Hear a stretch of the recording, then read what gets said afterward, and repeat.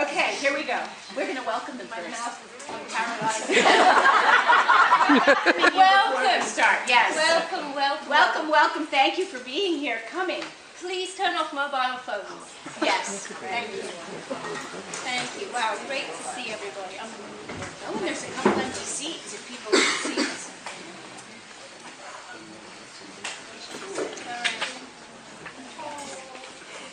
All right.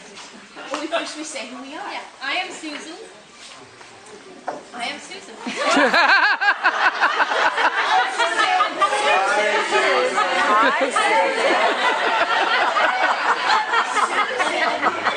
Has created the ERA program here. ERA. Encouraging respect for aging. Here at Q Center. Yay!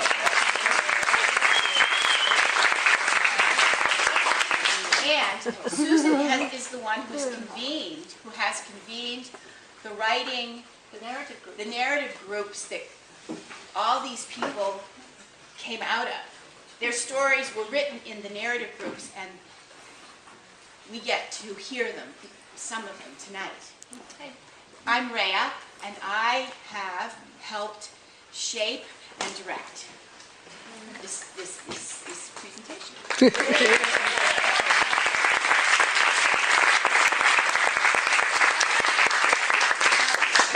Here we go. All right. To all of you this evening, thank you for coming to Speaking Out at Last, Stories from the LGBTQ Community, a narrative theatre event presented by the ERA program here at Q Center. We are very excited to share our stories with you. Over the last 8 months, our narrative groups have met, written, and read together. The stories that we shared informed and moved us all over and over again. I could not let them go, and inspired by a feeling to share with the larger world and our community, this narrative performance was created. What you hear tonight are the written snapshots of people's rich and diverse lives. Really snapshots. Each of us have so many more stories to share, and tonight we have these. Before I read from our beautiful script, I just want to say that the air conditioning is off because we have no mics. And we chose that you would be able to hear us, hoping that an hour and 15 minutes you could last. So we apologize for that, but that was our choice. Okay, just wanted to let you know why the air conditioning is off. I was wondering, there were tissues sporadically yes. placed around the room. Please feel free to share them with others as need. And if you don't feel like sharing them, change seats or pass them. All right. We LGBTQ folks in our 50s, 60s, and 70s have lived our lives, many of us closeted, creating the Stonewall and feminist movements. I'm crying already. Living with and affected by the AIDS epidemic, and now including the trans and queer movements. We have fought for the right to call ourselves lesbian, gay, bi, trans, queer. When being gay was diagnosed as a mental illness until 1974, to the very recent possibility of full inclusion into the mainstream social fabric. Our stories are magnificent, beautiful, and at the same time terrible, horrific, and so absolutely courageous. To be ourselves and create a world in which we all can live. Here are our stories, not only of the individuals, but of the tribe, as one of us says. We are many voices, and also one voice of us all, who are now, who grew up, and are now in our late middle age. Thank you all again for coming and sharing our history. And so, we begin. Thank you. I'm Siggy. I grew up in a time without mirrors. I saw nobody like me. I shook my fist at the stars. I am Jen. These are the women and men of my tribe.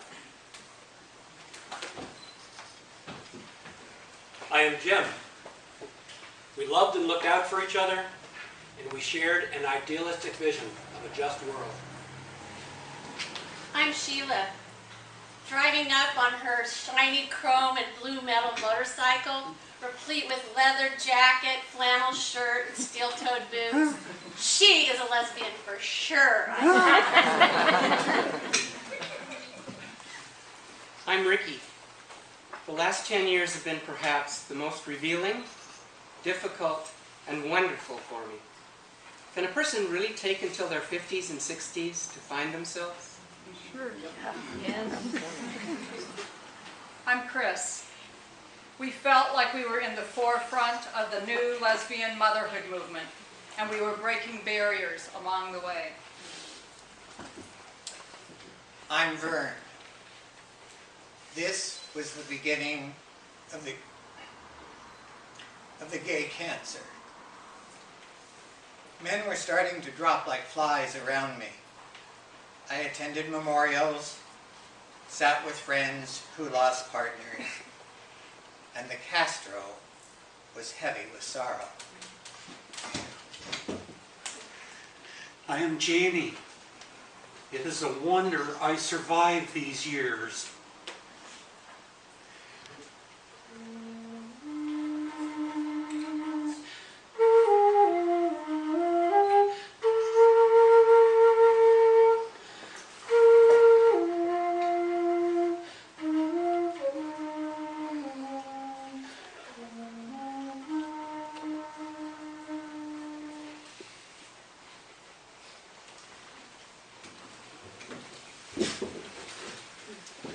Early years. I suppose the very first memory of myself was being different, not knowing what that meant. I had 2 diaries, one for me and one for Mom.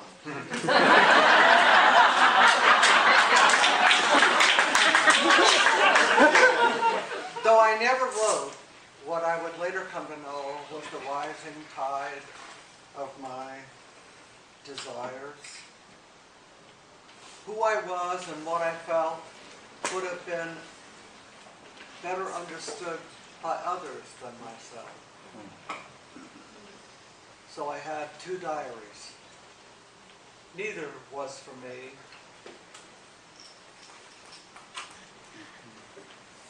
Some of my first memories are of Christmas at 4.5 years old at my grandma's house. I'm playing with my sister Marcia and younger cousins Marie and Elizabeth. My father asked why I'm not playing with my cousin Bill. I tell Dad, I don't want to play with him. He's a boy. I'm a girl. He hits me very hard across the face and I fly across the living room crying my eyes out. I grew up in a time without mirrors. I saw nobody like me. I thought, well, maybe this is how it is for everybody. So maybe I need to give it more time. I'd sit in the windowsill and watch the stars. I thought, well, maybe I came from there. Why didn't they come and get me? I'm alone here. They really should come and get me. I went to school. Nope. I went to church. No. Kids in the neighborhood. None.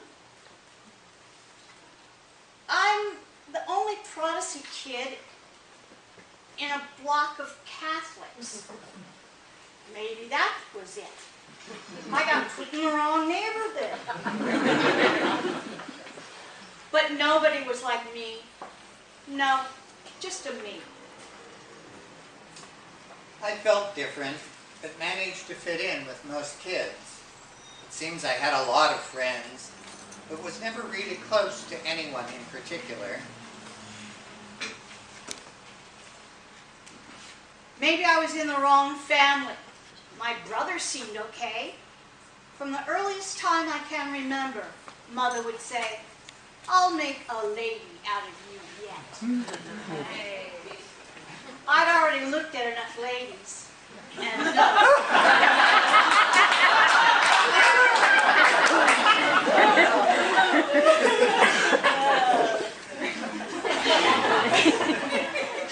and no, definitely not me. Mother dressed me up all the time, wherever I went. Skirts, hats, matching purses, shoes, and gloves. It was the 1950s. That's how it was then. And it was not me. Not me. I shook my fist at the stars. No one answered. No reply. I always played with the girls. At least until it was forced into my head that that behavior is not acceptable for my assigned gender. I remember when I was in the 3rd grade, one of my friends gave me a softball for my birthday. His mother thought I should have a ball. It was the whitest, cleanest ball any kid had. It was never used. One Sunday evening, I announced to the family that I wanted to be a choreographer. I couldn't even spell choreographer. But I knew that that's what I wanted. My folks signed me up for square dancing. And then in the 3rd grade, I saw Oklahoma, the local high school production, and I was hooked on theater. When I could, I would play by myself, scruffy in the woods alone. I was more fearless than the boys. My God, oh yes, Peter Pan on TV. Oh, there I was, there I am, a girl boy like me. My heart bumped in my chest. When no one was home, I put on my brother's Boy Scout uniform.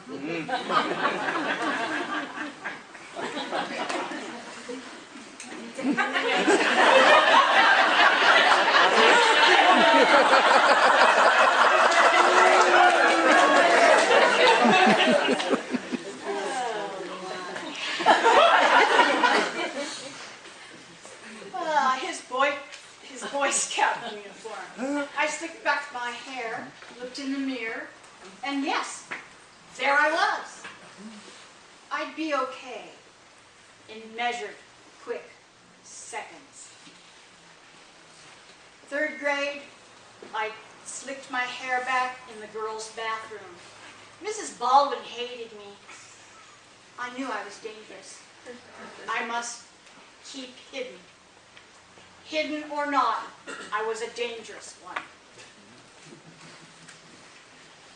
At age 6 or 7, I began to cross-dress. I was repeatedly beaten for this until I was 16 years old. At least I had Grandma in my life. When times were rough, Grandma would take me in. I would spend weekends, holidays, and summers up at their cabin on Priest Lake. That was heaven on earth. Grandma always made me work, running the water from the lake up to the cabin. I chopped wood, learned to cook on the wood stove, cleaned whatever fish were caught that day. The wildlife, swimming in the lake, hiking, lazing about, watching the sunsets are memories that I will have until I die. My first crush was on my 5th grade teacher, Mr. Jones.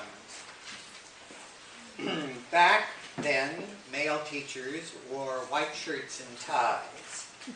My desk was in the front of the class, and I looked forward to seeing him every day. That year, I got 4 A's and 1 B.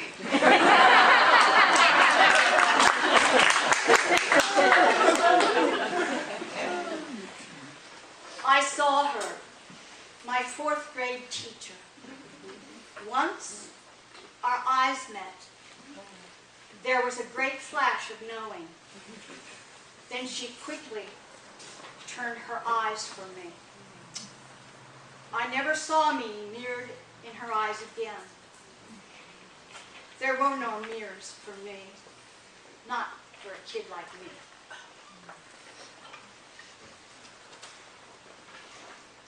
I've been thinking about the stories of those I have known whose stories were never written. They are my tribe who, in retrospect, in singles or in pairs, were members of my tribe. There was Cleona and Eileen, who were obviously lovers and came home from Berkeley one summer and lived across the street. I was 4 years old. They painted an old canvas window shades in the dilapidated garage behind the house. I remember that they painted with sponges and rags and brushes and scratched through the paint with sticks.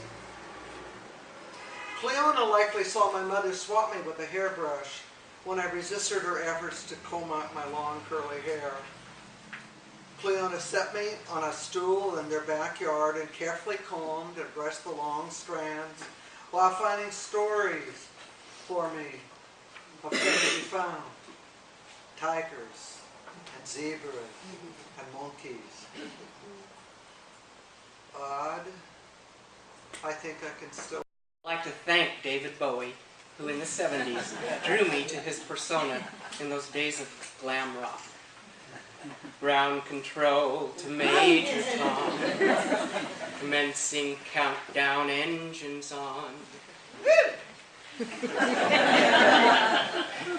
He looked, well, beautiful, and I wanted that look. I never told anyone this. Never told anyone how I wanted that look.